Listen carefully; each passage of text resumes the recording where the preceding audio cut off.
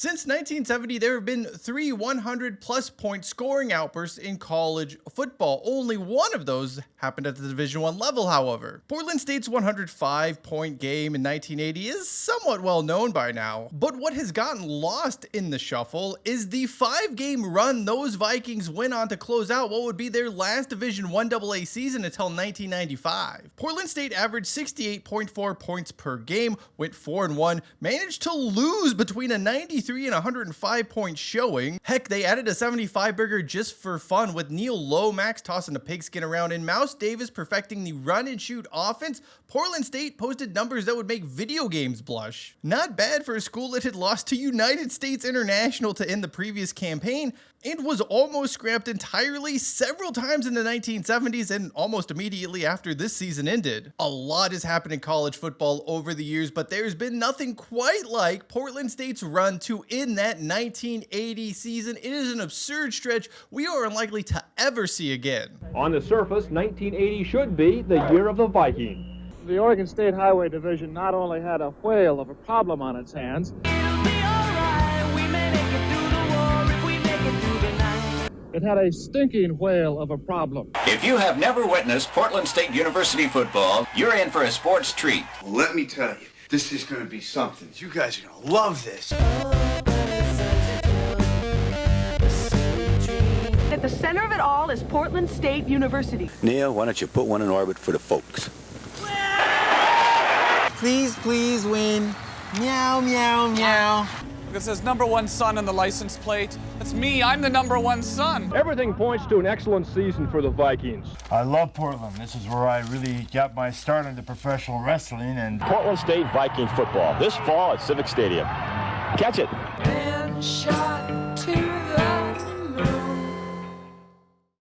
We begin with a disclaimer. Portland State's exploits during the 1980 college football season go untelevised. Their games were broadcast on the radio, but there were no moving pictures. I try my best here to work around it. One thing we do know is that coaches' films of these games at one point existed. I don't know if they've just been lost in time or they're stored and have been forgotten about in the bowels of the Portland State campus. This highlights a very important theme of the entire video. Portland State football is an afterthought. It was an afterthought then, and it remains an afterthought to this day. Prior to Mouse Davis being hired as Portland State head football coach in 1975, the program seemed destined for the scrap heap. The program was losing both money and games. It was not a draw at Civic Stadium, which was sort of a death trap for football, if we're being honest. Oh God, no! The only stop involving a chain link fence worse than that is when Lex Luger punched Alliance to end Hulkamania teammate Ric Flair right in the face after clearly hesitating and seeing it was Ric Flair in that terrible Doomsday Cage match at Uncensored 96. They have survived! They have survived!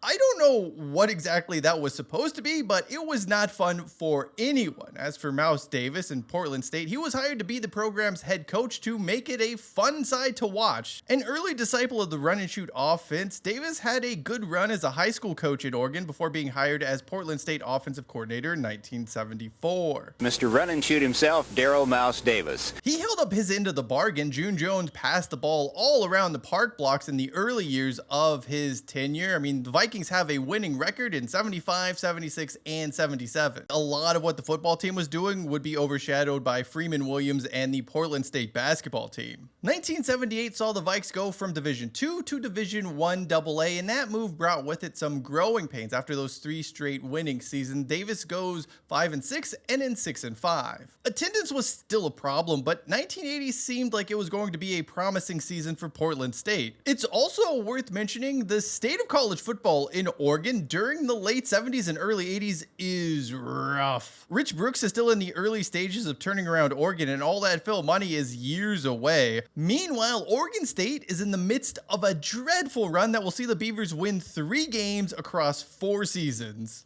That was a rough.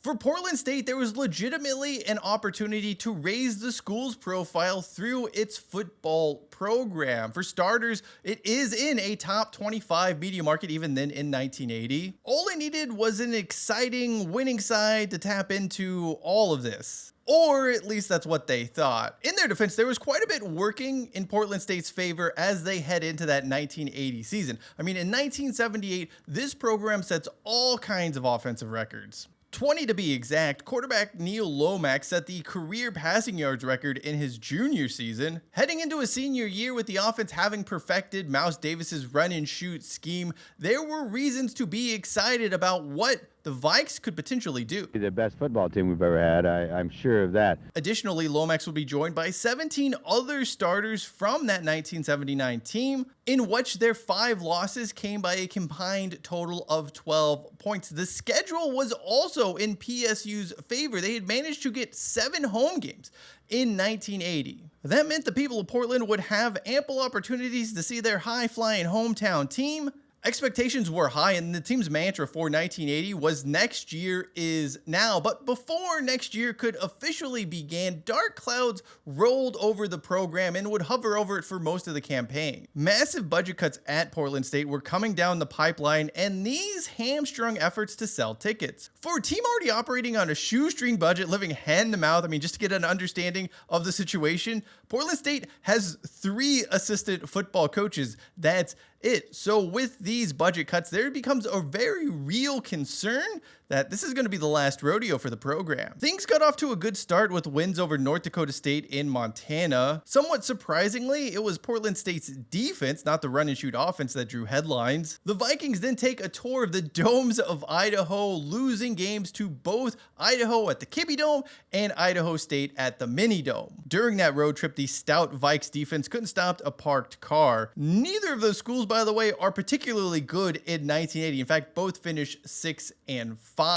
The 2 losses virtually eliminated PSU for playoff contention, but the team rebounded nicely with wins over Puget Sound and Eastern Washington, the latter of whom was playing a Division I AA opponent for the very first time in school history, although I do get the sneaking suspicion those EWU Eagles are going to play more D1 AA opponents down the road. The low-level opponents, combined with the fact PSU had scored 50-plus points in 12 other games under Mouse Davis already, saw the result met with indifference. The people of Portland may not have been all of that bothered by a 50-point game, but it was going to be impossible for anyone in all of America to ignore what the Vikings were about to do next. Cal Poly Pomona traveled to Civic Stadium. Led by former NFL MVP Roman Gabriel, the Broncos had begun the year 3-3. Some even predicted they could possibly give the Vikings a run for their money. 93 points later, and that prediction seemed entirely foolish. Cal Poly Pomona fumbled on the second play of the game, and Portland State scores on the third. The Broncos fumbled a total of 8 times, losing 4 of those, while the Portland State offense racks up some 600 yards. At halftime, they led by 58, and the lead was pushed to 86 after 3 quarters. It was the Division I AA record for most points scored in a game, although let's hope those record keepers use pencil to write it down with. Next up was a trip to Louisiana and a date with the Northwestern State Demons, who were really hard to get a read on. They had lost 3 of 4 games heading into the matchup with Portland State, although 2 of those losses were against D1 programs. They had also taken an extreme disliking to the whole run and shoot, pass the ball style Portland State was playing with. They clearly read about Portland State's 93-point outburst and were determined to not let those West Coast hot dogs come down to the South and do it again. Things started well enough for the Vikings, who were up 14-7 after the first quarter. Not much goes right after that, and PSU loses 40-21. It's a hell of a thing to win 93-7 one week and then lose 40-21 the next. The thing is, though, the crazy train we're on, it's only now leaving the station. Delaware State would roll into Portland not knowing what was in store for them.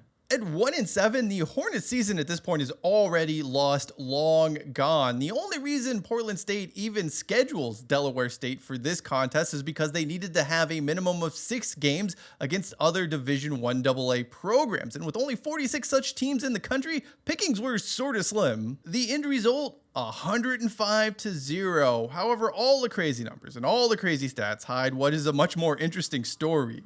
In his post-game press conference, Davis said, "Don't blame me if they were bleep." I don't actually know if he said bleep or if he said the actual swear word. The newspapers just published bleep, so who knows what that is. Anyway, Davis was rather defensive over a situation surrounding starting quarterback Neil Lomax. He plays in the first quarter, throws 7 touchdown passes, and then gets pulled. However, at the start of the third quarter, Lomax is inserted back into the game, leads the Vikings on 5 more touchdown scoring drives, and then once again hits the bench. The Vikings score only 7 points in the final frame, and there's your 105-0. There were so many weird stats you can pull from the game, like Portland State has about half of the time of possession Delaware State has, but my favorite is related to fumbles. The Hornets somehow fumbled the ball 16 times and lost 6 of them. While not the NCAA record, which is held by Wichita State, who lost 10 and fumbled 17 times in a game against Florida State, it's still a staggering amount. As for Wichita State, they lost 24-0 to Florida State in that game, in which the Seminoles still lost 7 fumbles of their own. That didn't happen in Portland. The Vikings had 1 fumble and they recovered it. These are not the same types of situations. The reason Lomax returned to a game against the team nose tackle Fred Nordgren called the worst he ever played against was simple. The quarterback had serious aspirations of being a first-round draft pick, and all of those scouts in attendance at Civic Stadium didn't really get a lot of information off of 1 quarter of play. Scouts may have been there, fans, not so much. The attendance here was less than 5,000 for the 105-point shellacking. It highlights a declining attendance trend with the Vikings. They had 11,000 plus in those first 2 games and had been on the way down since. This is, of course, despite the last home game having ended 93-7. Instead of embracing this high-flying, historic offense, a lot of people in Portland had a negative perception of PSU. They thought Davis was running up the score. They thought they were showing bad sportsmanship. And since there's no TV or evidence to prove otherwise, the narrative sticks. Portland State are deemed to be a bunch of bullies just wailing on super hapless opponents when they could be taking it easy. As everyone was still trying to process what exactly had happened in that 105-0 game, PSU also is preparing for South Dakota State. With the Jackrabbits sitting at 3-7 and dealing with various injuries, there was a very real concern another bloodbath was on the cards. It was another Portland State run and shoot special down at Civic Stadium. I mean, the Vikings did win their previous 2 home games by a combined score of 198-7. It wouldn't be all of that bad by comparison. Portland State beats South Dakota State by a total of 48-17, a blowout, a fairly handy defeat, but in the context of things, it feels almost minor. The stage was set for Portland State's season finale, and a win would keep their faint playoff hopes alive. They were 7-3, and so was Boise State. The prevailing thought here was that if the Broncos lost and were 7-4, and Portland State won and were 8-3, they would receive the West Division I AA playoff bid. And heck, even if they both finished at 8-3, Mouse Davis and company maybe could still land the bid. The Vikings had gained some national notoriety for their scoring exploits, and with a potential first-round draft pick in Neil Lomax, maybe, just maybe, they could convince people they were worthy of the playoff bid, even if those people in their own backyard could have really cared less about the Vikings. Before all of that would play out, Portland State had a date with Weber State at Civic Stadium, and those Wildcats were having themselves a weird old year. They started 4-1 with all 4 wins coming at home. They then go on to lose 5 straight, fire their head coach a few days before this contest is to be played, and no one knew what exactly to expect from the Wildcats, least of all Portland State's coaching staff. In reality, we all should have known what to expect by this point, points, and a lot of them. 75 to be exact. There was no calling off the dogs in this one as Lomax plays into the 4th quarter, even with the Vikings holding a 63-point lead. But when you've seen 93-7 and 105-0, well, 75-0 just seems a bit passé. Sadly for Portland State, Boise State beats Idaho State and secures the Division I AA playoff bid for the West. Then things at the Park Blocks just sort of peter out. Lomax, as well as tight end Clint Didier, are taken in the NFL draft and go on to have solid professional careers. Football at Portland State spends the next few months in limbo. Davis's contract was set to expire at the end of 1980, but is extended for a month so the school can figure things out. However, they do not. He ends up taking the job as Cal's OC. That is an epic disaster, by the way. Eventually, Portland State officials decided to drop football back to Division II and hire Don Reed as head coach, whose career just confuses me on so many different levels, but I don't have time to get into that here. He eventually gave way to Pokey Allen, who turned Portland State into a winner, a tradition continued by Tim Walsh. However, the one thing that eluded Mouse Davis, Pokey Allen, Tim Walsh, and every other Portland State coach throughout the years was keeping the local fan base interested and engaged in the football team. Sure, the Vikings could draw a big crowd every now and then, but no matter if you were scoring 105 points with a soon-to-be NFL quarterback leading the charge, riding an elephant in a TV commercial, or in the playoffs, PSU has always struggled to connect with the city. The one lingering question around this entire situation is what would have happened had Portland State won those 2 road games in Idaho and returned to Portland 4-0. Attendance at Civic Stadium had been good the first 2 games of the season. I mean, 11,000 plus crowds. Those were high by PSU standards in the late 70s and early 80s. Would Viking fever have caught on in the park blocks? Perhaps. Sports information director Larry Sellers, who was on the job for 30 plus years, he really tried his hardest to get the word, to spread the lore of PSU. But everyone in the athletic department was working with limited resources, and that really hindered any efforts to get the Portland State brand, the football brand that is, out to the public. There is, however, one thing no one will ever be able to take away from Portland State, and that is those 4 glorious games and 1 loss